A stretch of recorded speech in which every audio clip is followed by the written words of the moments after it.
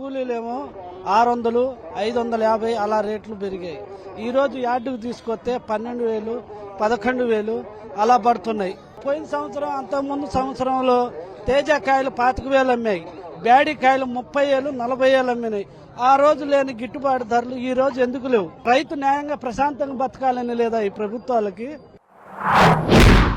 Last year 21,500కి నేను అమ్ముకుని లేదు సార్ 2 సార్లు. ఈసారి 12,000 టాప్. 12,000 టాప్. అవును.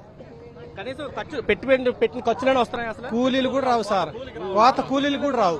కోత కూలీలు చేతి మేము 20,000, 30,000 కట్టాలా ఒక్కొక్క కోతకు వచ్చేసి. జగన్ ప్రభుత్వంలో 22,000, 23,000 దాకా ఉంది సార్. ఇప్పుడైతే గిట్టుబాటు ధర లేదు. కూలి కూడా 500 అయింది. మందు కూడా ఎక్కువ శాతం పెంచుకున్న రేట్లు కూడా బాగున్నాయి సార్. పండించిన సుఖం లేదు సార్. 12,000కి 10,000 అడుగుతున్నా సార్.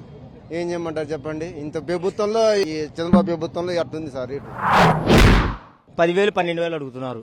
నీరు 20,000 ఎమ్మింది ఇదే రోజుల్లో జగన్ ఉన్నప్పుడు. చంద్రబాబు వచ్చాడు, రైతు మొత్తం దేవాలయకి 1,00,000 వస్తుంది రైతుకి నష్టం. ఇప్పుడులోనే జగన్ ఉన్నప్పుడే 20,000 ఎమ్మింది మిర్చి. 10 గంటలు పడినా కూడా 2 లక్షలు వచ్చినాయి అప్పుడు.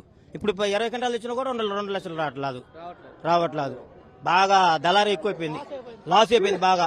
ఎకరానికి 1,00,000, 1,50,000 వరకు లాసే మొత్తం జనం అందరికి.